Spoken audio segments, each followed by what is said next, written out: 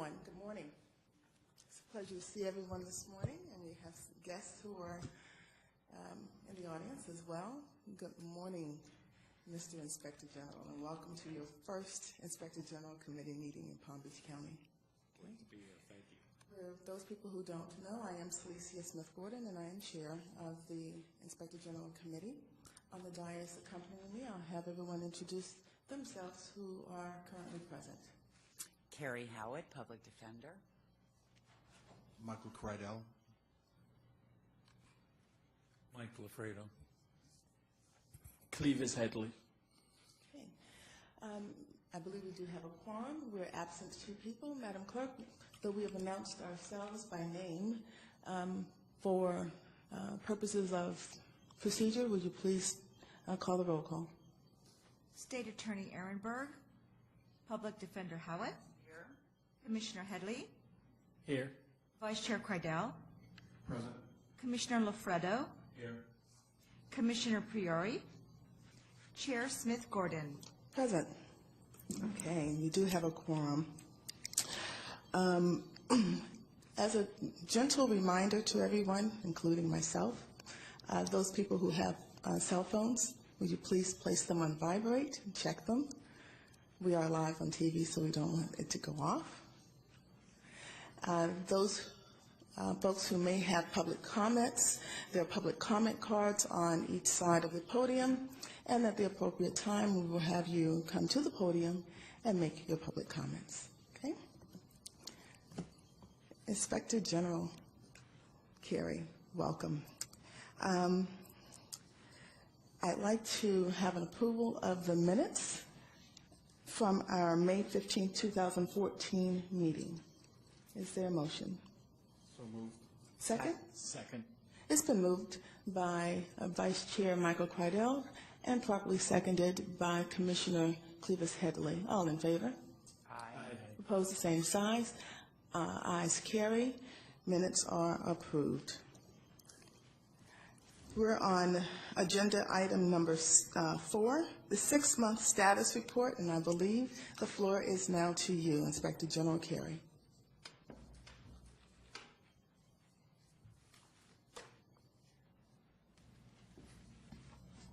Well, good morning, Madam Chair. Is my microphone on? There we go. Good morning, Madam Chair, Vice Chair, honorable committee members. Thank you for having me here today. Thank you for selecting me as the IG of Palm Beach County. I take this appointment obviously very seriously. I promise you and the citizens of Palm Beach County I'm going to give it my all to make sure that we do our part in making government better and in rooting out fraud, waste, and abuse. Starting with our 6-month activity report for the period between January 1st, 2014 and June 13th, 2014.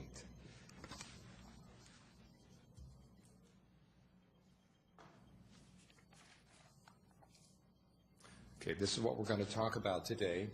Our responsibilities of why am I doing this, why are we here, our activities, and then a little bit about our budget and staffing, and then our way ahead. Why we're here is these are responsibilities in the ordinance. One of the responsibilities that we have is to report to the IG committee every 6 months on our activities. So by the ordinance, that's the reason why we're here. And our office is broken down into intake and investigations, contract oversight, and audit. And I'm going to report on our activities under each of those divisions for the last 6 months. Now for intake and investigations we're going to talk about right now. And heading up that division right now is Acting Director Flora Butler with us today. And our intake, head of intake is Angie Rentz here with us today. Now one thing on, yes? Identify who those people are who you just named. Flora Butler and Angie Rentz. Okay, thank you. They're part of your staff?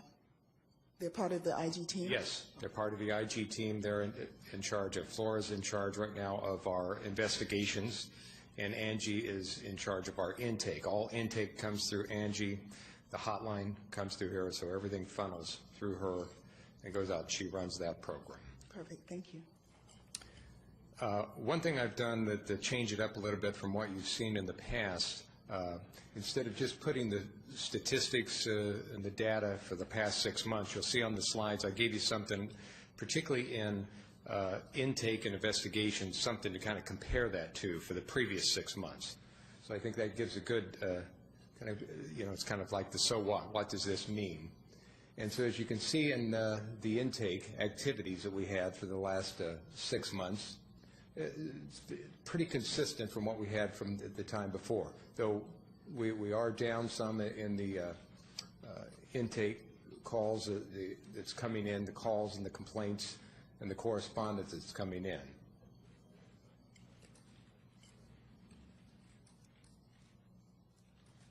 Do you have an idea of why that is? Is there a manifestation of the reason for decline? Well, it's not enough. We don't have enough data over the years really to do a good data analysis. It takes a number of points of data, I think, to do some really good analysis of whether it's down or not. Myself and Commissioner Lafredo was talking a little bit. We could speculate, I think, that oftentimes it's like when crime goes down. That's a good thing. It may be a sign that the IG's been here for a while, that the Commission on Ethics has been here, and now it's the culture of integrity and ethics is taking hold in the county. So the initial period of when there's an IG and Commission, there's obviously going to be a whole lot of complaints that come in. After time, as it's settled, those initial group of folks who are bringing in the complaints, often it's like they've got them out. They've been waiting on the IG to come here. Now they've put them in. So that may be a factor in it. But again, I couldn't at this point, just because of the data, really say that for sure. Okay. So I have a question. Sir. General Caring. If I look at the current 6-month period and look at the number of calls and the written correspondence, which is about 650 or so altogether, and only 147 alleged wrongdoing. Am I reading it correctly? Yes. And what happens, that's a good point, because a lot of people call the IG when they don't know who else to call. And that is a good aspect, a good service that the IG serves a community or a population. It's like, I don't know who to call, but I have this problem, I have this concern, I have this issue, and so when in doubt, I'll call the IG, and I know if they don't handle it, they'll get it to the right office, the right person. So a lot of those issues that we receive in the office, we refer them to other agencies. It's like, oh, this is the agency that you need to be speaking to. This may be a state issue, or sometimes this may be something that needs to be handled at the civil level. And so we educate the population also. So it's a good opportunity to educate folks on where to go, or, again, whether we send them someplace or we will funnel that to them. Okay. My second question is probably just one that I feel compelled to ask. As you know, I'm a forensic investigator, and numerical coincidences are rare at best. Yes. It's remarkable that you had 147 allegations of wrongdoing in both periods. Yes, it is. That's obviously just one rare. Of those things. It is rare, just one of those things. Okay. So, and again, but it was not the same percentage, but it was the same numbers. Exactly. That's right. And we're going to talk a little more in detail about on the number down where we talk about the 24 correspondence that led to investigations and referrals. We'll follow on in the brief. We'll talk a little bit about that in more detail. Thank you. Okay. Before you continue, if you would indulge me just one brief moment, I want to say hello and welcome State Attorney Dave Ehrenberg. Good morning. You may continue. Thanks. Okay. Our next slide, again, we're giving some comparisons for the first time. We're showing the the intake, the correspondence compared to the previous 6 months. And as you can see, we're fairly consistent with what we received in the previous 6 months. And again, something of note is the volume of the correspondence that comes in to the cities. And again, a lot of the work of the IG, as you can see, 50% more of our intake and our correspondence comes from the cities. So there's a lot of service that the office provides to all the municipalities that comes in. In the other category, if you're wondering what are some of the things in this other category, that category represents miscellaneous entities, like things that come into us that are referred to the council. We will refer that over to the Council on Ethics, to the clerk, to the school board, to the state. So again, that's a number of those correspondence that comes in to us that's not under our jurisdiction, that we'll do a referral over to the appropriate agency.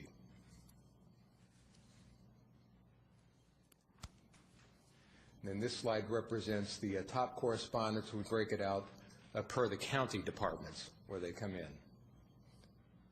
So relatively, it's steady from what it has been. And as you note, we have a higher volume that's consistent that comes in on planning, zoning, and building.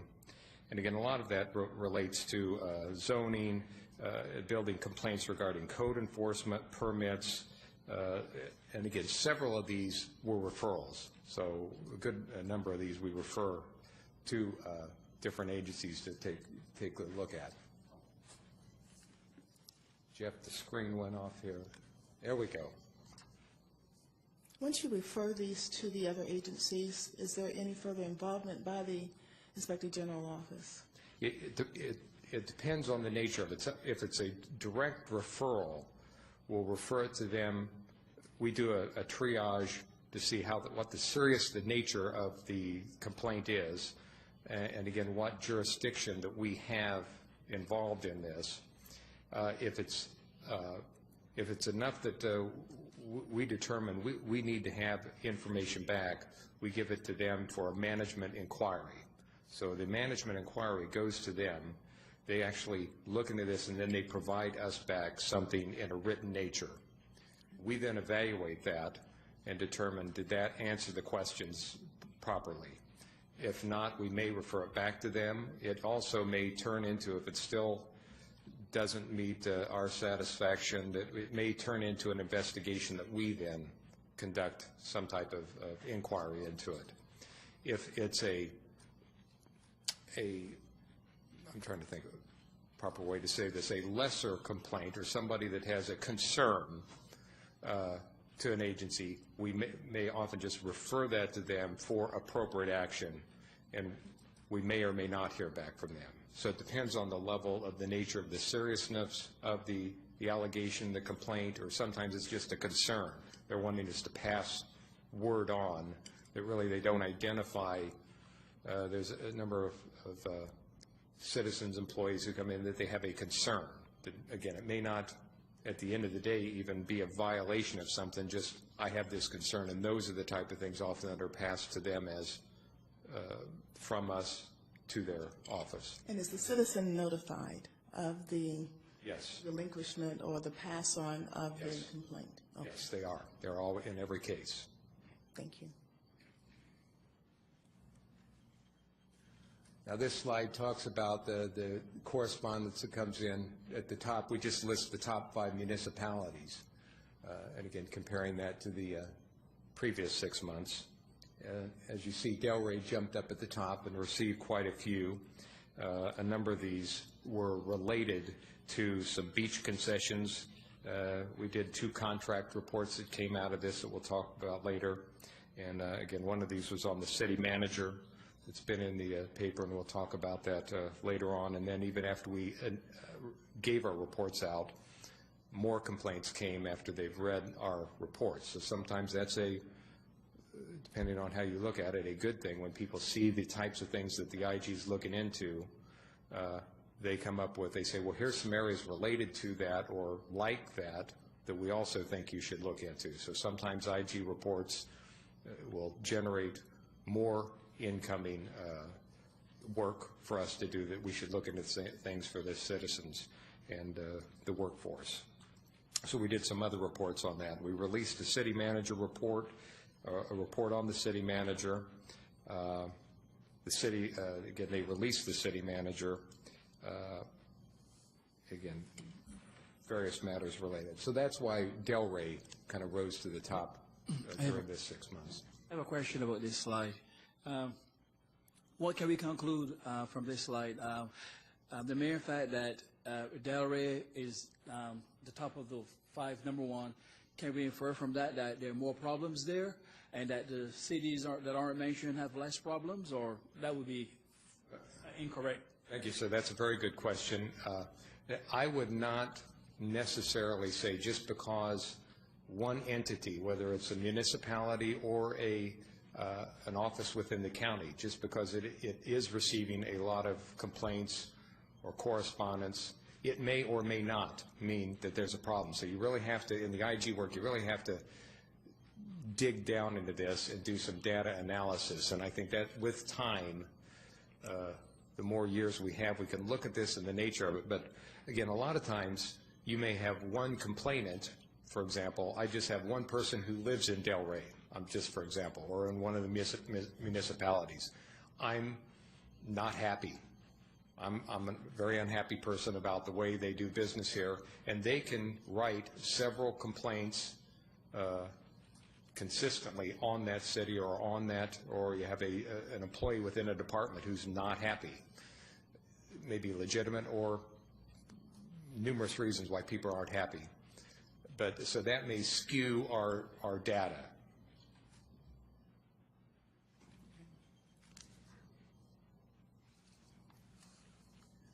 Then we have the top categories. These are the types of allegations and correspondence that came in over the past 6 months. And as you can see, it's pretty consistent with the top type of things that were coming in. We had more employee misconduct correspondence that came in during the time. And some of those employee conduct deals with everything from theft, failure to release public records, failure to take action, code enforcement, abuse of position. And again, these are correspondence that came into our office that may or may not have resulted in us particularly doing the investigation. And some of these go to management for management inquiries, management referrals, or some of them go to other agencies who have the jurisdiction over this is just a sign of things that came into our office.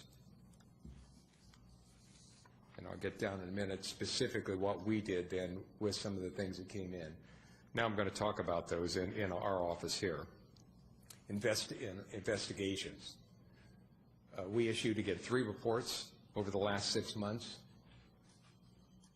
Now here, again, looking at data, just to show you that it may or may not mean, some really important things that can be deceptive. We issued 3 less reports than we did the previous 6 months, but the recommendations that we made were the same amount of recommendations for things that we found in corrective action, either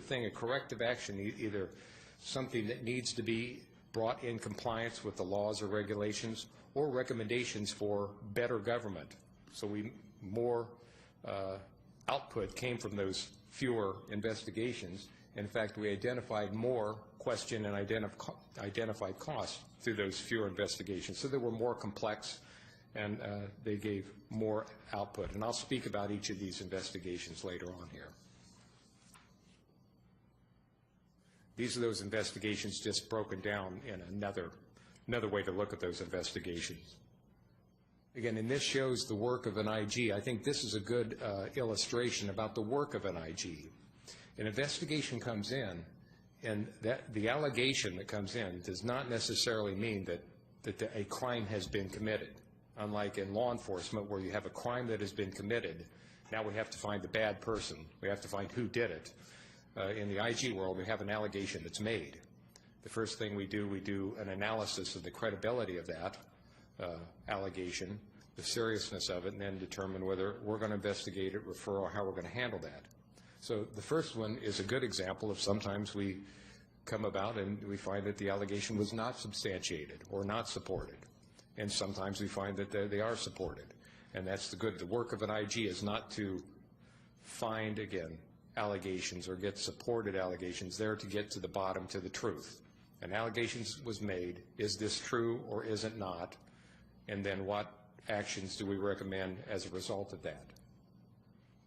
So again, these were the investigations, referrals to the state attorney's office, and I'll even talk a little more in detail about these on the next slide. Quick question, really, for our reminder and for the public's edification. When there's an allegation that is presented before the Office of the Inspector General, does that allegation from citizen X need to be under oath? No. We take allegations we take anonymous allegations, and that's just part of the process to keep government clean, because some people fear, rightly or wrongly, retribution if their name was made public, whether it's if they're an employee or sometimes citizens. They don't want other citizens to know that they might fear that, again, their neighbors may no longer associate with them or invite them to the club anymore. So we'd like to get people who bring complaints, we'd like to have them come in and speak to them so we can get details. That's really the main reason, so we can get really the details and the evidence presented to determine the credibility of an allegation. That's the first step. So people, back to answer the question, no, people do not always come in and under oath give this. That's not necessary. It's not necessary to give your identity, but we often recommend that because a lot of the times on anonymous complaints, particularly where you don't have a name or an email address or something to get back to this person, what you receive is what we have to work with. And if there's not enough there, that it may sound very serious, but if there's not enough information behind that can really turn into something credible that we talk about to look into that, we have to just work with what we have. Thank you for explaining that. Okay, now we'll get into a specific case, one of those cases, and this was the Delray case, where the city manager and the department director misled the commission into approving future purchase of trash carts, even though they had already been purchased. And again, this has received some public media, and the city manager was suspended and subsequently negotiated a settlement, resigned. And so this case is one of the most noted cases that we had during the past 6 months. Now we're going to talk about contract oversight, and that's our contract oversight division. Now I first want to say in contract oversight, this division performs a very key role in IG work. It's proactive work and it's preventative work. And we proactively promote efficiency in contracting, and we promote, these folks are out there preventing fraud, waste, abuse.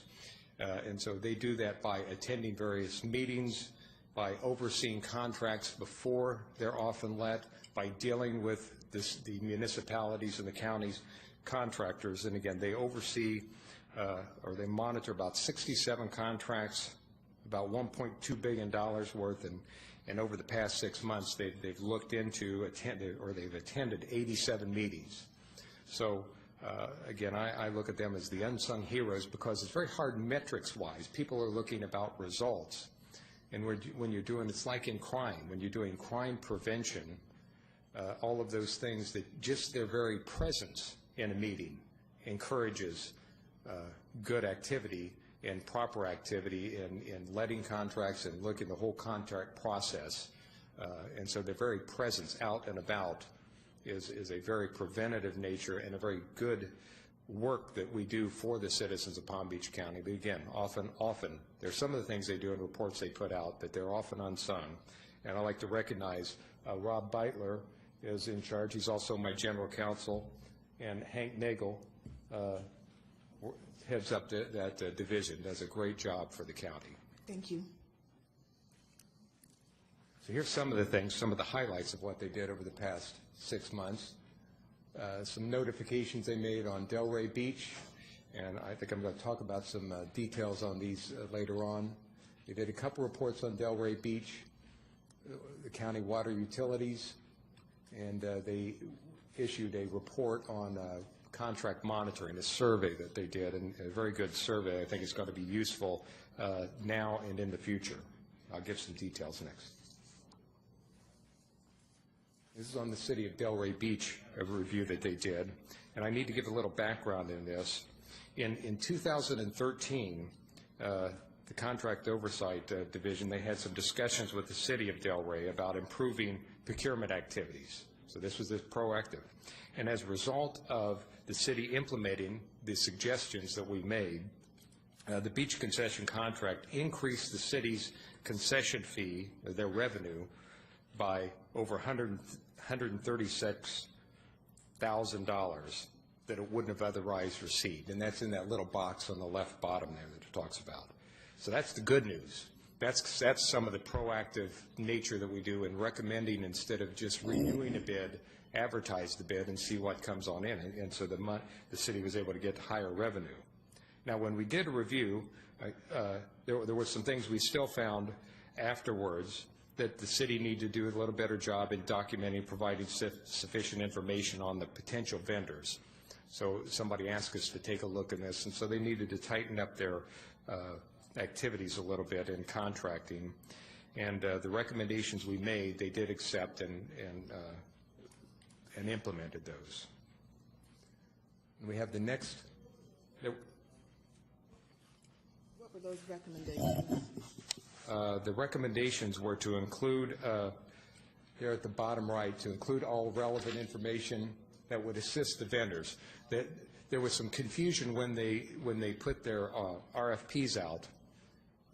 It wasn't specific enough that it led to, the wording led to confusion on what some of the vendors, the bidders thought they should submit, and the city council was thinking something different. Like, I think the issue, and Hank, help me am I right on this, Hank, that specifically about how many pieces and chairs, when they talked about how many, this was chairs for the beach, and some of the city council thought, well, 100 and some, this number represented chairs, and I think the city council thought it was the number represented chair sets, 2 chairs and an umbrella, whereas the vendor said, no, these were pieces.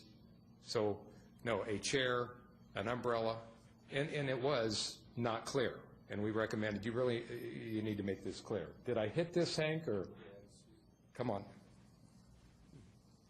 I'm sorry, this one is a little confusing. We did 2 separate reviews of the contract. The first one we went to a pre-bidders meeting, and there were some questions regarding verbiage, and they just were unclear in that solicitation document. So the recommendations we have there is that they should include all of the relevant information, okay, in that solicitation document, so the vendors could then submit proposals. When they looked at the solicitation document, it was unclear as to exactly how they could formulate their bid and submit it. So it wasn't specific enough. Correct. Okay, and then we had a second one. I'm sorry if you go back. And then the second recommendation that we had is they didn't have any policy or procedure to sit down and internally come up with the metrics to make sure that they're capturing all of the relevant data that they should in order to get the best proposal to come into the municipality. Have you, I know, Hank, you've been there a little bit longer than Inspector General Carey, but since this has been implemented, have you seen a change in the manner in which bids are rendered?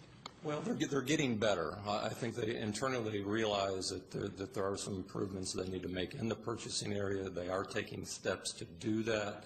To say that they've implemented everything and they're a lot better today than they were 6 or 8 months ago, a little hard for us to say because we haven't gone in there, and with all the other municipalities, I'm sure as you know, we have a limited staff, so we're not sitting in there on every single procurement.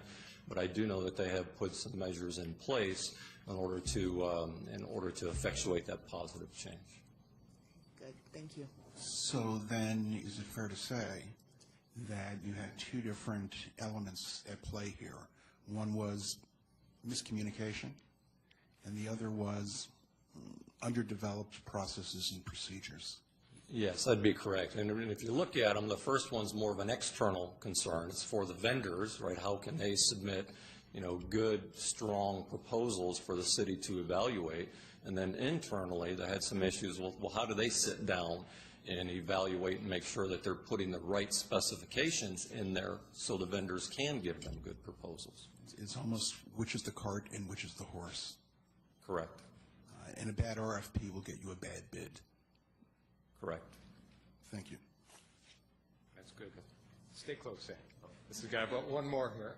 And that led into the other one, and this was really one about the, I think that the follow-on.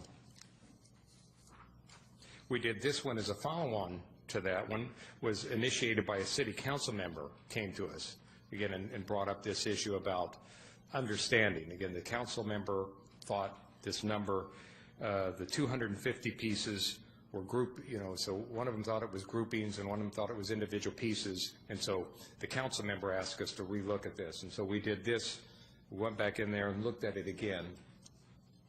And again, it was, again, back to the point, it was unclear solicitation specifics resulting in confusion among the vendors, the city commission, and the city staff. So I'm appropriately baited. Which was the correct answer? Pieces or groupings? Well, it wasn't clear. So that's... Do we know what they actually did? I think the vendor, if I recall, the vendor got pieces. So that was kind of the issue. The city council person believed that they wanted to keep less. And again, I can only speculate why less. Maybe it looks better as opposed to all, it's almost doubled the amount of chairs and pieces that was on the beach there. It's markedly more expensive. It's more expensive. It brought in more revenue if there's more pieces, but it also was maybe not as aesthetic of having a cluttered beach with a lot of chairs on it. I believe we have Rob. Okay, I've got more. General Counsel. Just to clarify, they had 250 place settings on the beach under the previous contract. The people that work for the city that were monitoring that understood the new bid to allow the same amount. However, when the city council asked for clarification before the RFP went out, the city attorney at the time told them that we're only allowing 250 pieces, not 250 place settings. So the city council, under that premise, approved the issuance of the RFP, and the bidder understood it meant 250 place settings. So the city needed to get their internal communications and understanding together as to what they were asking for when they issue an RFP. Mm-hmm. Interesting. This demonstrates a lot of times that, again, just to talk about some of the unsung and the things we do, Rob, as my counsel, also works very closely often with the municipal attorneys also to help translate, because, again, sometimes there's some miscommunication between what a council gets and, again, it's usually never one reason. Sometimes it's you give counsel based on the information that you have or you understand. And so there's bad communications in that, and that he works with a lot of the councils to help straighten some of these things out. Thank you. And then the final, this is the contract oversight project that we put out here. It's on the Water Utilities Department. And what we did, this was, again, a proactive, as our team was attending some of the meetings. They observed instances where the Water Utilities Department submitted incomplete or inaccurate paperwork for the Contract Review Committee approval. And the staff in attendance did not have they didn't adequately address the committee's recommendations. And so what we recommended is that they should ensure that the staff attending the contract review meetings had sufficient knowledge to answer the questions. Sometimes we found they didn't have the people there with the right knowledge and background to answer the questions. And then we also recommended that they amend the county's policy to require staff attending the meetings have the adequate knowledge concerning the project contract paperwork submitted for approval. So that's our contract oversight division. Now, one other thing, and this was a very good report that they put out that, again, I've read. They did an assessment during this period. They did a survey that they sent out questions to all the municipalities on what they were doing within their contract activities. And the bottom shows the result, and from left to right, the good news is they found some very good things, that 94% of the municipalities were monitoring the contracts. Very good. They were maintaining a dedicated contract file. That's very good, because there's some places I know, not only at the municipal level, at the federal level, where they don't have contract files when you look. So that's good. Now we look into things that they need to improve. We saw that their staff, here was a downside, that we only have 19% of their staff really had some good contract monitoring training. Only 16% had some good policies for contract monitoring, and 13% for documented contract risk assessment tool. Well, I'm sorry, what is meant by training for staff for contract monitoring? What does that involve? Well, that involves, I think at the county, I know we have contract, there's certain classes that you put on for people involved in contracting. And again, Hank, you can help me out if I'm speaking, but there's classes and instruction, ongoing training, usually for folks, again, at all levels. You have ongoing required training. Here, if you're going to be involved in contract monitoring, you need to have some training. Sometimes you just assign a person to monitor the contract, and you've got a piece of paper. Am I hitting that? And yet you don't have training. It's just you're responsible, but nobody's ever given you training. What does that mean? Okay, I'm going to do the best I can, but I don't have. You've never provided really either any training or adequate training that shows what does all this entail that you should be looking for when you're monitoring a contract. Did I hit it, Hank? Commissioner Ehrenberg? Thank you, Madam Chair. Thank you, Mr. IG. So is that a violation when you don't train contract monitoring activities? Is that a violation? Nope, it is not a violation. It leads to violations. And so this was a self-survey that they answered back to us. And so, no, it is not at the city level. I'm not sure. I'm not new enough or not knowledgeable enough yet in the county level if it's a requirement within the county. I know at the federal level it was a requirement that you receive so many hours of training if you were involved in contract oversight. So I don't know if it's not Hank tells me it's not a county requirement. So we put this out, so kind of where we're going with this, one, we put this out so they can hopefully take some corrective actions when they see the results of this. And two, we will use this in the future with our risk assessments and on how we develop now our plans on doing individual audits and assessments to try and look, okay, there's something here we need to look into.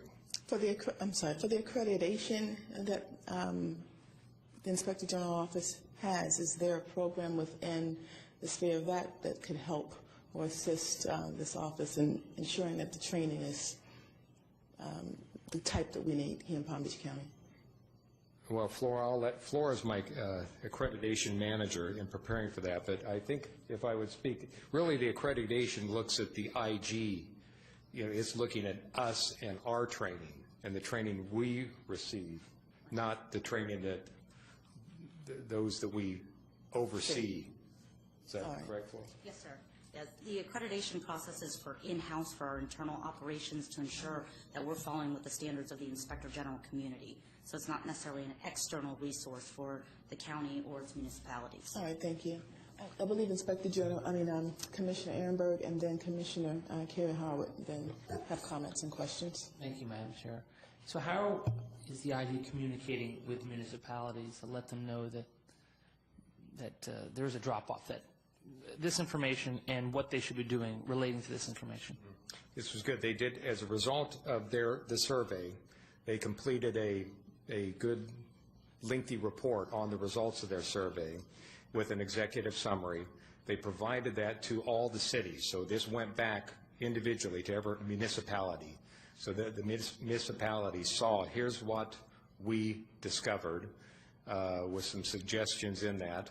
And so they received that in writing. It's always put up on our website, but really the key for them is it went directly back to them to see the results with what are the results, to see that this is a common, here's some common good things and here's some common problems, to try and help them take corrective, self-corrective actions. But if they don't, we're going to be there, and that's part of the IG work. This will all feed into our risk assessment and where we're going, and where we're going to be looking to make, and then try to piece together, okay, what were some of the results of not having good training? We see the results of no good training, unfortunately. Is your office able to provide training should the municipalities request it? We can provide some limited training. Again, as you know, we have 23 people. I have a small handful of contract oversight folks. So we can and we do. In fact, at the next meeting, I believe it's next month, isn't it, with all the city managers, next month we meet with them periodically, and I'm having the contract team prepare a brief on common issues that we find. So this will be included to the city managers when we speak to them. So we speak to them in generally about it, and then people can request individual municipalities, and if we have the time, we certainly make the time for larger groups and to try and get it out.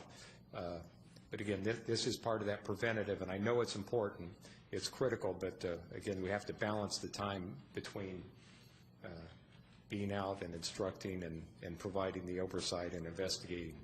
And perhaps just, I'm sure you thought of this, but at least if you can provide information as to where training would be available, yes, or how to obtain the training. Good, thank you.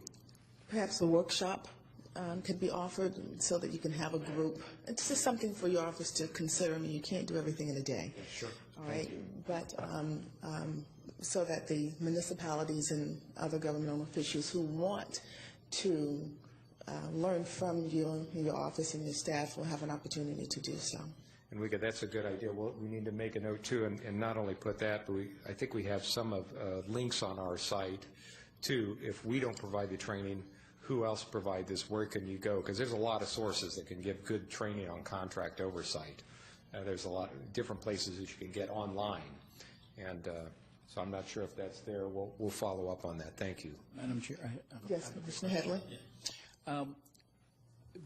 Based upon the technical knowledge of your staff, what kind of explanation will you offer to explain this pattern in terms of the drop-off, 19%, 16%, and 13%? I'll let Hank. Do you have any? Is it a kind of a coincidence, or is it some kind of like a structural problem that would explain the pattern? Well, I think you have a lot of the municipalities. Some are different capacities, different sizes, different contracting methods. So and everyone has limited resources. So it's just a matter of what can you do with the resources that you have. So there is obviously a big drop-off. A lot of the 38 municipalities are rather small. Their contracting is rather small. Some of your larger municipalities, they have the structure that you would think they would have in place. If I could offer an observation. The metrics going from left to right, I would expect the first two to be pretty much in line and pretty much a very high number. The metrics towards the right is where you get into budgetary issues, and certainly the two furthest right metrics dealing with policies and procedures and risk assessment tools are very much dependent upon the metric in the middle as to training. One will drive the other, and I would expect that as training goes up, the issues on the right would decrease. Correct. Okay, thank you. So let me see a quick follow-up. So given that if we explain the three things to the right in terms of the lack of, I would say, it's financial problems, the irony is that if you were to improve those things, you can save money because you wouldn't then, lose money making bad contracts. So. Yeah, I think you could do a cost-benefit analysis and certainly see where there'd be some positive returns on doing that. Yeah. All right, thank you. Thank you. Thanks, Hank. So you can see this is a great office. There's a lot of proactive work that, again, tries to head off problems and makes recommendations, and we're going to do more of this as we move ahead. I'm going to talk about audit highlights, and our head of audit, Dennis Schindel, is not here today. He's on vacation. Does a great job, but Donna Wisniewski is here filling in for Dennis over audits, and again, we have some of our other audit team members back here. Craven Keem do great work for the city, and this is an area that I'll talk about a little bit later, that we really need to be doing more audits. But again, it requires resources to do more audits over the multi-billion dollars that the counties and the cities have. Here's what the results overall, big picture, what the audits did over the past 6 months. Again, made 3 reports. Again, show about a small number, but that's the nature of audits. They take long, they're longer, they're more detailed, but the impact of audits, this is real where an IG really can have an impact on efficiencies and effectiveness in government. That's not only where we again make government better through those audits, but also auditors are all trained on following and looking for red flags on fraud, waste, and abuse. So a number of things that may come out of an audit are not only one, the good things that come out here, question cost, avoidable cost, good recommendations just to do business better, but also they throw things over the fence to the investigators that may individually need to be investigated and follow up. Here was one of the audits we did on the city of South Bay. City-owned property was not accounted for, 315 plus in equipment written off without supporting documentation. Potential increase in revenue by evaluating the use of $2.9 million in city-owned property. Some city property was in state of repair. We also identified that salary and benefits, $21,934 paid to a former director of code enforcement with no measurable benefit. We pointed out to them. So again, the corrective actions that we recommended was that the city implement new policies, procedures to try and that's often what we find. They need to tighten this up so it's just not left out there to somebody's personal ideas of how to do these things or not. Addressing the city-owned assets. And again, so far, 16 out of the 23 recommendations have been implemented to date. So that's our first audit. Are the other recommendations being addressed? I think the others were accepted, weren't they? They just weren't implemented yet. Is that correct, Donna? Well, 16 of the 23 have been implemented. They have responded to them in a positive light and have incorporated certain management recommendations to address those issues. So did the other, did they, Donna, for the other recommendations not implemented, did they give indication that they accepted them and they would implement them? That's not the method. Yeah. I think, I'm sorry, I think that you should come down to the podium so that your comments can be recorded.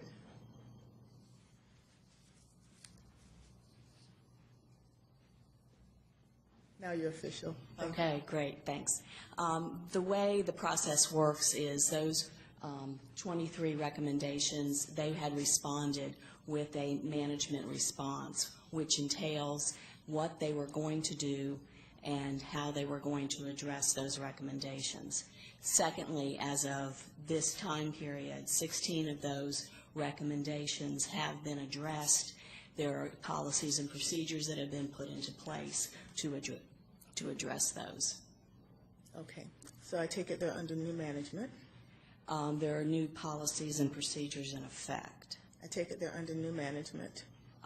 They have previously have a new city manager, and I believe as of the last election, they may also have some new counselors sitting on the dais. Okay, so for the 7 other recommendations, does your office, well, of course, it's the Office of the Inspector General, but now I'm addressing you because I think you're kind of spearheading this aspect of it. Are you following up? Do you follow up with, what's the follow-up mechanism here? What happens? Absolutely. We have a quarterly follow-up. We have a process in place for audit follow-up.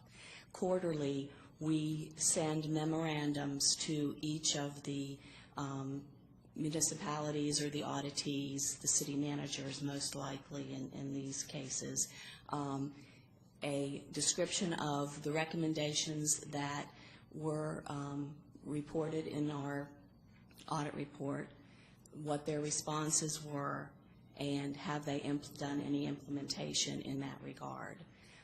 They have a certain time period to respond, and then we have a follow-up matrix, if you will, to be able to gauge those recommendations as they're being followed. So at any given point, at any quarter, we have a matrix established to address the recommendations suggested originally, those that have been put into place and actually are activated, and those that are still pending or outstanding.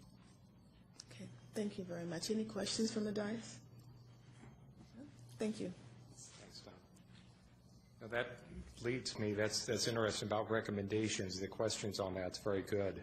I was recently doing a public address, and somebody stood up and they said, I've heard that the IG, you really can't arrest anybody and you can't make anybody do anything. I said, you're exactly right. We turn criminal activities over to the state attorney's office. We work with them closely on administrative investigations, so you're exactly right. On the arrest, on recommendations, you're exactly right. I can't make anybody follow those recommendations. I can follow up as an IG. We shine the light on that. We bring it to management's attention. We make it public, and that's part of democracy. We're not the dictator general or the inspector general. And that's where we have to have the public involved and management involved to actively be a part of making government better. And it's wonderful that we do have the state attorney as part of this particular committee and part of your team. Is that right? Yes. The next, this was a follow-up here that we did on Palmtran, a follow-up audit. And again, this kind of leads into that we do follow up sometimes, not only follow up on recommendations, but sometimes we'll do a follow-up audit. And so this works right well into that. And we found out that they did corrective actions were taken on all 12 of our recommendations in the previous audit. We did find during this follow-up audit, though, areas that still needed some further action. We noted to them they needed to do a little better on segregation of purchasing duties, inventory spare parts not maintained. They didn't have the formal building access control policy, and they needed more timely implementation of the audit recommendations. So there you can see our corrective actions that we recommended.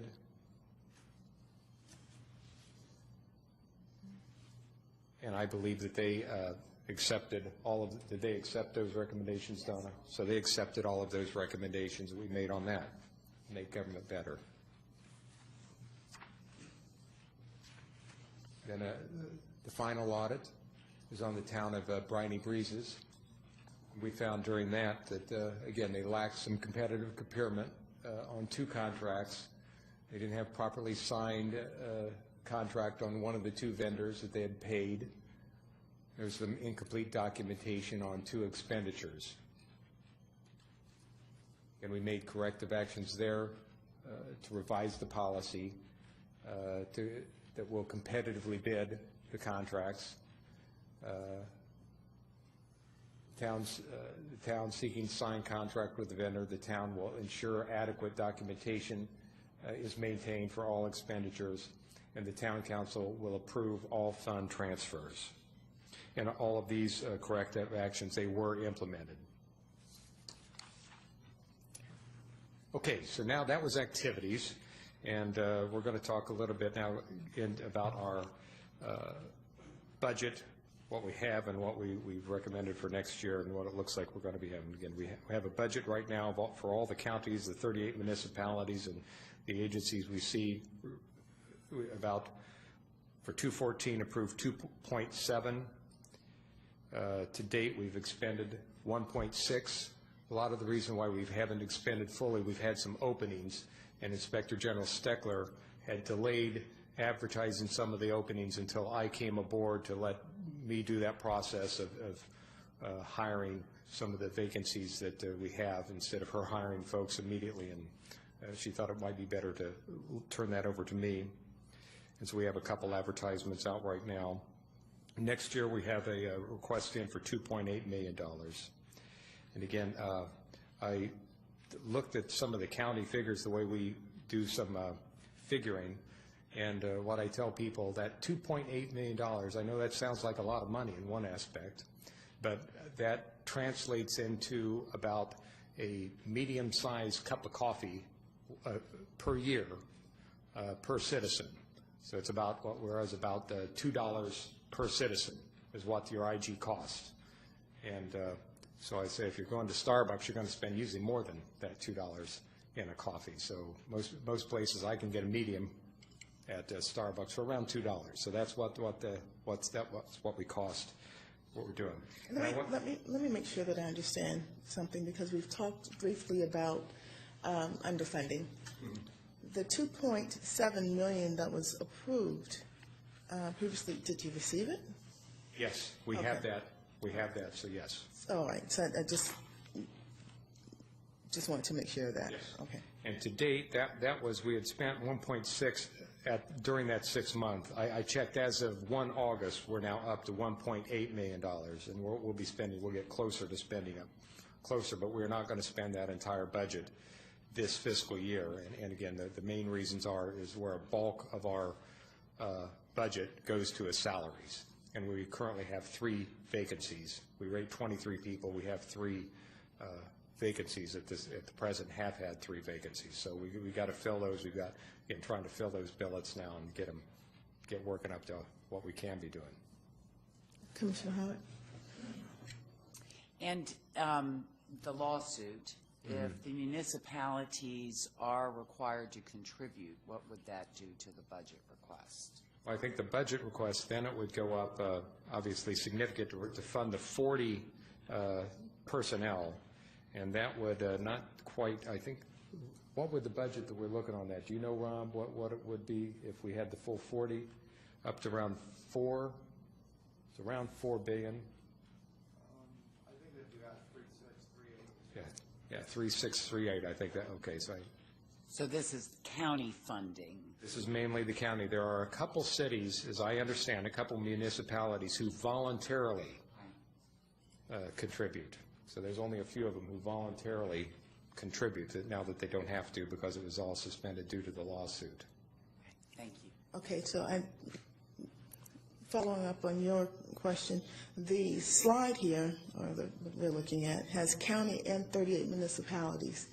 Is that correct, or is it just county? That's who we oversee. It's really mainly the county who's providing us that budget. For the Yes. $2.7 million and the 2.8 is what the county has agreed, is paying us and has agreed to. And again, a few of the cities have kicked into it. So I can get those details if you want the exact cities who did follow up and volunteered to pay into that.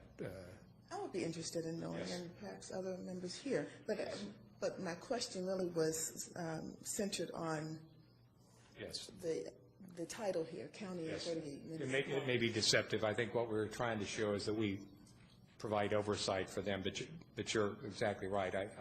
I'll break that out next time. Funding here is not from the 38 municipalities. No, it is not. The funding is from mainly the county and a couple of municipalities. Oh, thank you so much. Now, and I want to recognize, too, Debbie Brooks. Debbie Brooks does a lot of our personnel issues and our budget, does a great job, so thank you, Debbie, during that times. Again, speaking about those 23 people, here's the chart of where they are. During this time, we changed not only Rob Beitler is the counsel to the IG, but Rob also now works with Hank, and he oversees the contract oversight office, because a lot of those contract oversight issues are really legal issues that he's heavily involved in looking at a number of legal issues. So he's dual-hatted as my counsel and as the head of the contract oversight. Again, I said we have 2 vacancies open right now. We have an investigator vacancy that's being advertised right now, and we also have an audit manager position open right now, and I'll soon be looking to fill our director of investigations, which Flora Butler, who I introduced earlier, she's the acting director of investigations. And again, Inspector General Steckler didn't want to appoint somebody or make a decision on that, so I gave me a little time to come in before we see what we're going to do with the director of investigations, and so we'll be filling that soon. So that's where our manpower. I think Commissioner Howard has a question. Yes, ma'am. And have you made any changes in the general sort of distribution of staff No. between the areas? No. I did an analysis when I came in, and I think we've got the numbers about where we need to be right now, and particularly because we have the lawsuit pending, it's kind of wait and see what happens on that before we make any other. So the changes will probably be where we put the new personnel, if that comes about. And Okay, thank you. okay. I think I've got a cord I need to.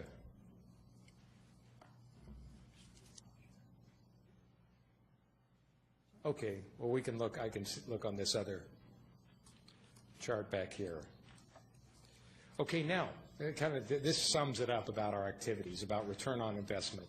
And again, this shows in about question cost, and this gives the definitions of these are IG auditor standard government terms used at everywhere from the municipal to the federal level when you're talking about dollars and cents in IG work.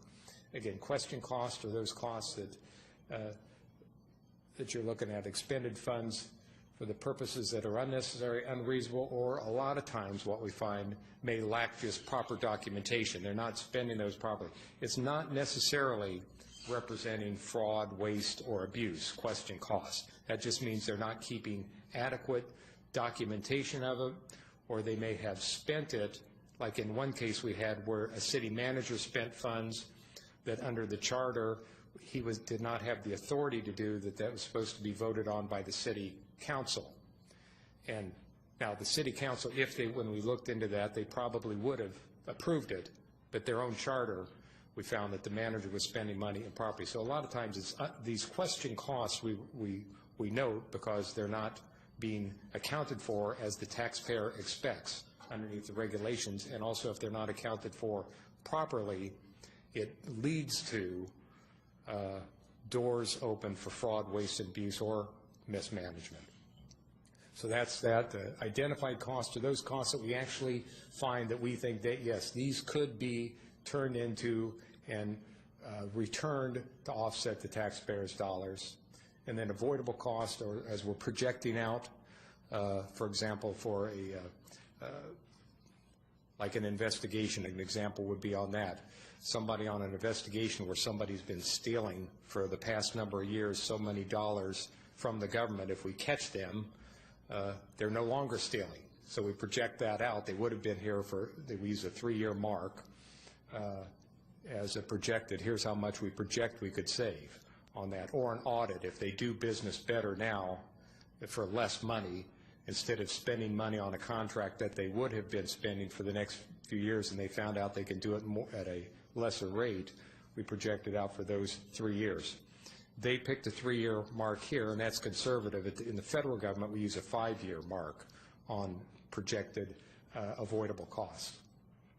Now, And again, so on the one column, we show what we did during these 6 months, but also I put on the right column just to compare you what we've done to date since the office has been in existence on those. Now, and again, it's just not all dollars and cents, the value of an IG. I added in here, that hasn't been in previous reports, the importance of calls and correspondence that's come into the office. I mean, this is a value that the citizens, the employees, they know they have somebody that they can call, and it's being actively used. You know, it may not be our office that has jurisdiction, but they know when in doubt, I can call the IG, and if they don't take care of it, they can get me to the right person. This is an honest, independent broker here that we can call up. We've had just in those, and again, visitors to the website, those are one-time visitors, not people who's checked on multiple pages within the website. Just within that six-month period, over 16,000 visitors to the website. Again, those are people who are reading our reports, being educated, seeing what the IG is doing, and so those are people who see our reports. But I note at the bottom, at the end of the day, you know, what's our real value? It's more than dollars and cents and data. That all are indicators, but at the end of the day, we promote the integrity, transparency, and accountability in government. And at the end of the day, that's what we do, is we give people trust in our government, that there is an IG there. Inspector General, on the website, is there a link there so that the meetings can be seen live or seen at a later date? Yes, there is. We have a link on the meeting on, I think it's In the Know or More Knowledge or something about the IG. I've got a page on our website, will come up later, but there's a link there. People want more knowledge, and it has all of these meetings, the minutes, it has the recordings of them on that website. Okay. Of course, along with all the reports, and we do a lot on the website. There's a lot of data. It shows some trends on, again, a lot of these calls coming in, and we've got some bar charts and graphs and different things that break a lot of that information down, statistic analysis of it. I would say statistic presentation of our data, and of course with all of our reports that we do, that they can drill down and find any report that we issue or notification. Again, update on the lawsuit. We spoke about that. Again, as you all know, the history on that probably much better than I, having lived through it here. Started in 2011, but here's the bottom line. The second bullet is, or the first bullet there at the bottom. It's scheduled now for the 18th through the 21st. It's on the docket. Originally, we had 5 cases in front of us, so it looked very questionable whether we'd be heard. Now, as I understand, a number of those cases have settled or been continuances granted. So right now, the chances are much better. I wouldn't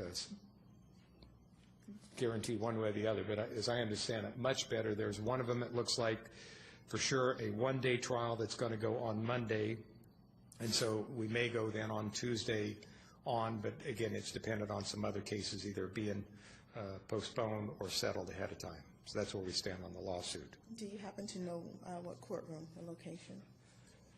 Rob, do we know? Madam Chair, it's Judge Brunson presiding, so will be in her courtroom, I believe, on the 10th floor. Okay. Judge Brunson on the 10th floor.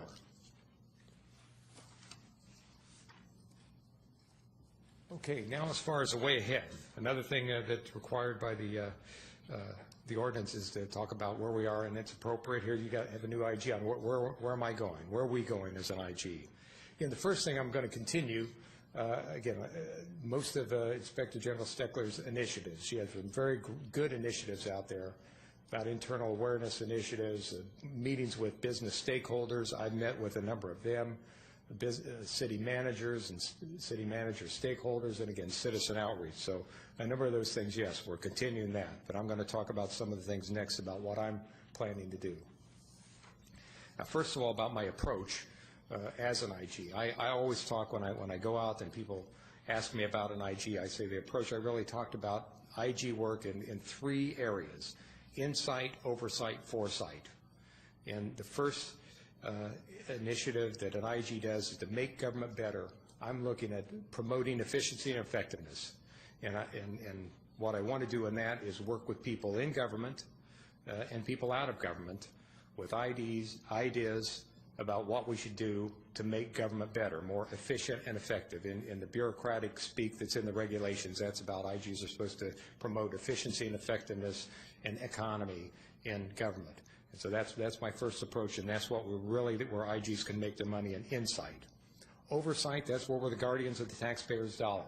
Yes, we're there to promote integrity and accountability, and that's the other side of the coin where we root out fraud, waste, and abuse, and we're looking for that, and we want to. That's the approach of how we do that to do that better. And then foresight, again, that's the role that, again, is often the unspoken role, the unsung hero role of the IG, that if you don't watch yourself, you get involved in the day-to-day audits, investigations, and the core issue, what we want to do, if we want to promote better government and make government better and prevent fraud, waste, and abuse before it happens, not just catch the bad guys, but we want to prevent it, you got to have a good proactive fraud prevention program. And again, and that's what we do in our our contract oversight, and I'll talk a little bit about my ideas next in that area. Again, in the insight role, what we need to do, we're going to target our audits better. So we're going to do a risk assessment, one of the first things we're getting ready to do, to try and find out, okay, where is the money where's the big money? How is it being spent? What's the internal management controls over those areas? What's the history in those areas, to really try to better target our audits instead of just respond to allegations. You have to do that, but we got to get better on targeting our audit process. And to do that, you have to have a risk assessment to find out where are the problems, where are the opportunities. And that will also feed into our oversight role in finding red flags and targeting our investigations on the major areas. So we try and look at areas and red flags in investigation. And there's tools that from the federal government that I've learned in my IG experience that we can look in looking for those things in from an investigative side. Where is the more likelihood of fraud, waste, and abuse? Now, in the foresight role, again, we're going to use that targeted risk assessment to better put my contract oversight team, because right now they're looking, as you saw, $1.some million and all these contracts they're trying to look at. They have a lot to look at, but the risk assessment will help focus that contract oversight team to spend a little more attention in preventative work where areas where there are more risk involved. And so that's what we plan on doing with that, with the contract oversight. The IG awareness program, again, I want to get out and speak, and a lot of, I think, what IGs do for folks in that awareness, again, it not only citizens but employees of the county and cities, the more they know who we are and what we do, the more you really enlist more people as a team to make government better. And eyes, if something is going wrong, if they see something that's not going proper, to report. They know who to report this to, that there is an office to report it to. Since I've been here, I've met with for example, all county commissioners. I've met with all the IG commissioners personally. I met with the director of the League of Cities, a number of city leaders, municipal managers, and leaders in government. I've spoken to the county, and now it's instituted. I speak to all new county employees the first week of their in-processing, so I get some time to speak with them to let them know here's who I am and what I do, and how does this relate to you as government employees. And do you speak to them collectively? I mean, when you collective, we only have about there's no more than 10 a week that come into the county, county employees, and they meet. Fortunately, they meet in my building. So I'm able to go over there, and personally, I told them I will personally speak to them, and it's only about 5 minutes. And that's all they need to know, that this is an IG and basically what we do, and speak a little bit to them, and we provide them some information, and then we're gone. Because as a new employee, it's an overload of information. I think 5 minutes and a pamphlet, as long as they know we're here a little bit is good. But now they didn't do that before, but we're able to speak to all of the new employees as they come in. Okay. I've spoken to over 200 citizens, either as a group or personally, since I've reported aboard here, just in the past month and a half. And I plan on continuing to get out in the community, to get on. I've been on radio, I've been in the news. There's a radio commercial out right now on one of the stations advertising. I'm going to be speaking on Friday at the the Leadership Business Council at a breakfast on Friday morning. And so I think it's important for the IG to get out there. And again, that's my job personally, to be out and about telling our story, and again, enlisting people to join the fight to make government better and to keep us clean. And finally, on IG advisories, what I want to do is issue more of, just like we talked about this contract survey, more of things other than just investigative reports and audit reports. I want to put out more just what's advisories, that here are general things, general trends that I've seen. Here are some recommendations that I see in a big picture that might help government be better from what we've observed. So, and that entails more, again, analysis of some of the data we have to develop and look at those trends. And that's a proactive effort that we can put out for the municipalities and the county and the people we oversee, again, to help prevent problems rather than reacting to those problems. Did you have those analysis that you're contemplating reporting only on the website, or are you going to ensure that it is distributed to the municipalities? Oh, definitely. We're going to send those directly to the municipalities and to the county, the different sections. So we're going to send them out to them. Some of them we're going to do just like Hank's going to do next month. We're not only going to be sending the written information out, but we're going to be conducting briefings like at the League of, it's not the League of Cities, but the meeting of all the cities, city managers. We're going to be briefing them, and so not only are we doing briefings of them, but we're also going to do a little summary report of this and send it out for those who didn't happen to attend that meeting. So we definitely will not only put it on the website, but we're going to get this out in various venues. Okay. And you can't see that very well. Again, this is we're working on redesigning our website, making it a little, again, what I think is a little more speaking to the general public in public terms. So instead of question cost and here's data, I put it down into, again, people speak. What do we do? What have we done? What are things we've done? And it talks about, well, we listen. Here's all the calls and the things we've listened to. Then what do we do with that? We investigate and we audit some of the results of the audits. And then we make government better. We talk about some of the things we're doing to make government better. And then if anybody wants to drill down on that dashboard, then you can drill down and you can find out in detail all the work that we do. And this is just the first stage. We're still working and thinking, and I want to acknowledge Jeff Whaley here as my IT specialist. Every day he does great things right here in front of the computer. Every day I give him, and he's got a great attitude. He's bore with me every day. I've got at least once I approach him and say, hey, can you change this? And he changes the website and puts something out there different, and puts a little better for continuous improvement until we get to wherever nirvana is. I don't know. We're still reaching for that. So thank you, Jeff. Okay, and we spoke a little bit about the accreditation. And here's for the Latin lovers. I don't know if anybody's a Latin major. Quis custodes ipsos custodes. That's a standard saying that often comes up about IGs. And basically it says, who guards the guards? That's it. Everybody wants to know, okay, IG, you get to look into me and investigate me and independently do this. Who guards the guards? And that was backed by some smart Roman poet thousands of years ago brought this up about this whole issue. Well, who guards the guards is we undergo an accreditation process with the Commission of Florida Law Enforcement Accreditation. We've already been accredited. We're coming up for our next accreditation, and that will be done in November. We're going to do a mock accreditation before that, getting ready for that. It's very extensive. And again, what they do on all of that is entirely on our investigative side and intake side to make sure that everything we do, every decision we make, every time that we say this is substantiated, this allegation was made and this was substantiated, they look in detail that our processes, are we doing it properly, the whole process of investigation, and then are we documenting this? Did you just, what's the basis, the justification of your finding, of your conclusion?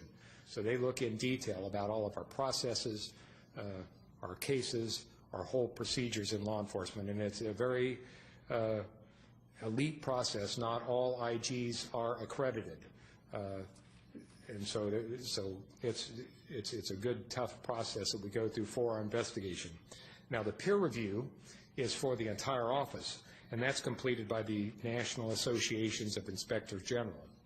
And so they come in and look at our entire office. So they will, in addition to the investigations, they're lucky they get it twice. So, but if they pass the accreditation, they'll for sure pass the portion of the Association of the Inspector General peer review, where they bring other IGs from around either the state or the country, volunteer. It's a voluntary process that you have training to be a peer review person. You are peer reviewed by the accepted standards, whether they're federal government auditing standards or the IG. There's a very thick IG regulations about how we do our business and about how we document. It's the same thing. So for audits, investigations, contract oversight, will be looked at by that peer review, and that's scheduled for our next peer review in February of next year. We'll be getting ready for. Commissioner Cordell. General Kerry, I guess I have two questions about that. Being in a profession where we're subject to peer review annually, biannually, by a number of agencies and organizations, how often is the IG's office subject to peer review? I think both of these are every 3 years, right? Flora is our accreditation manager for the accreditation. For the accreditation cycle, it is a 3-year cycle. So every 3 years, we had our initial accreditation back in 2012, and this one will be February 2015, which will be the actual commission vote to reaccredit us, but the assessment is done in November, so it's a few months before, and the peer review cycle is also in a 3-year cycle. So this is the second peer review for this office? This will be the first peer review for But I the was trying to office. clarify. Yes. I think we were peer reviewed before. We had the accreditation. Not, This will be our initial peer review. Right. okay. Okay, that's what I wanted to This clarify. will be our initial peer review. It'll be our second accreditation review. Got it. Thank you. Okay, I think peer review maybe was more informal from before, but I thought from Cheryl that they had had some type of overall audit look, but no. Okay, good, I've learned. Okay, that concludes my brief, and if there are any questions, I'd be happy to entertain them. Any questions? Thank you very much. Okay. I have the city breakdown. We were able to get that during the time, so I can provide this afterward, a copy of exactly what cities are paying into our budget. Perfect. Thank you so much. Yeah, why don't you announce it? Okay. Now, let me see. It was just handed me. I want to make sure I see who is paying. So the ones who are in highlights are paying, are contributing. Belle Glade, Cloud Lake, Glen Ridge, Jupiter Inlet Colony, Lantana, Pahokee, and South Bay are all contributing. That's what was provided to me.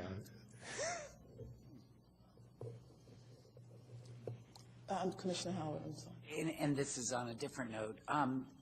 I do appreciate the sort of numbers when we look at them relative to each other. And now that the office has been running for, I guess we're close to 4 years, as we go on, I would really like to see sort of, overall trends from maybe at the next 6-month report. Certainly. To see, I think you're right, that's how we'll mark progress, is over a much longer period of time, but. Okay, yes, we'll do that. Right. Inspector General Carey, I don't know if you realize this, but Commissioner Carey Howard, who is our public defender here in Palm Beach County, is the only commissioner on the dais who has been here since the beginning of the Inspector General Committee. Okay. Mr. Ehrenberg. Thank you, Madam Chair. And thank you for your presentation, Mr. IG. I found it interesting that only really the smallest cities have paid up. Just interesting. The other thing is I thought Wellington decided to drop its lawsuit and They did, but not, they did decide to drop, but they did not decide to contribute. So there's a number of folks who, again, are not in the lawsuit, but since they were not required to pay, are waiting until this is settled to pay. So it's interesting. Thank you. I thought the town of Haverhill had also decided to pay as well.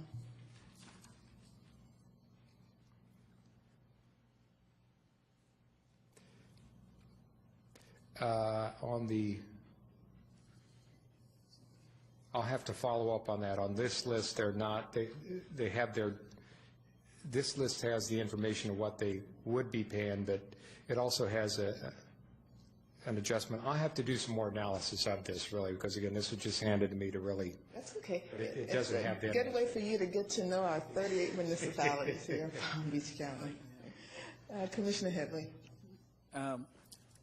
So there are some municipalities that have decided not to contribute to your budget, right? That's correct, right? Yes.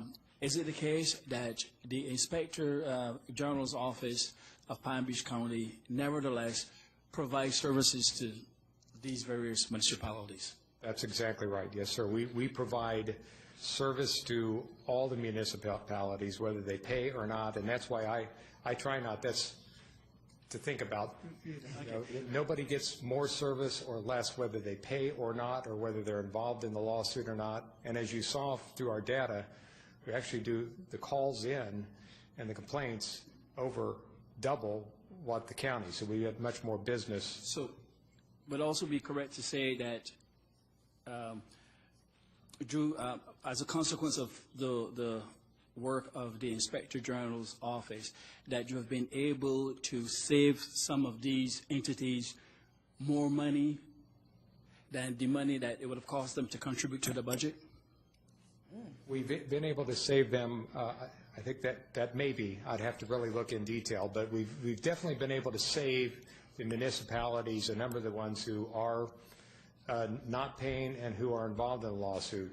We're able to save them money right now and put back in the taxpayers' pocket, or use more appropriately, taxpayers' dollars used more appropriately. In essence, your office has been a benefit to the municipalities, whether or not they paid or not. Yes. And you're fulfilling your obligation to the citizens of Palm Beach County, within the county or the municipalities, irrespective of payment. Yes. I believe 72% of the citizens voted for the IG to be over, you know, that to have that oversight, and that's what the citizenry deserves. Whether we're involved in this lawsuit or not, we're going to continue to do that.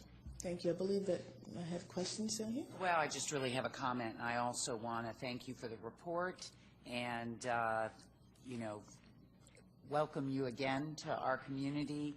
I enjoyed our meeting together, and I also want to just comment that I particularly like your emphasis on risk assessment and, you know, really sort of looking at where is the greatest risk and where we can get the greatest benefit from what is clearly a limited resource, which is your office. And I think that will serve our community very well. Thank you. Commissioner Crado? I don't want to, I'm sorry, did you have a comment? No, Commissioner Ehrenberg? Okay, Commissioner Crado? General Carey, I have to really commend you on your report.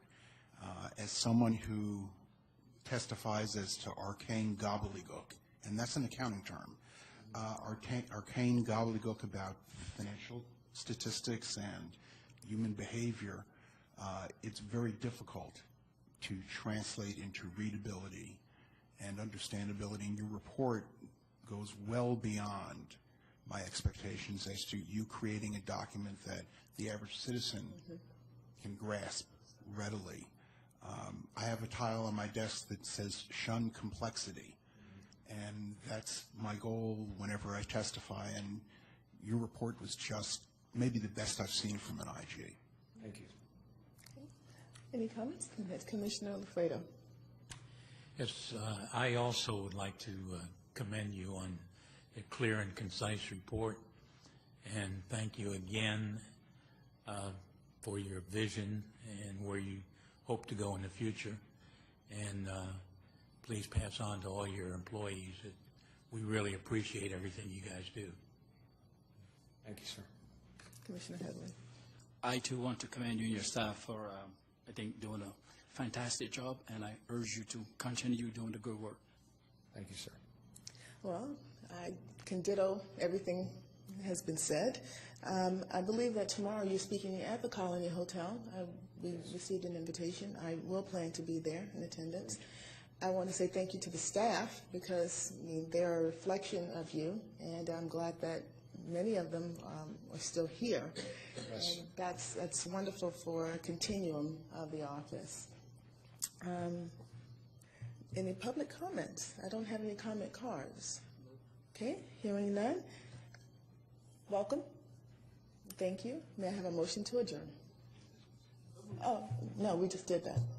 Well, we just went over new business, unless you have some additional business. Okay.